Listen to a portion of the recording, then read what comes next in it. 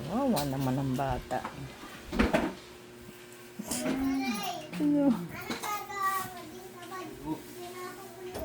Kain talaga siya. Lay, ay ano? Lucas.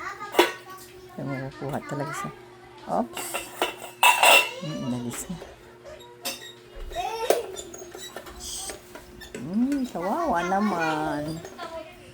Kawawa naman si Kanin Boy. Bahaw boy ka ba? Boy boy. Marunong nang mabuhay mag-isa oh.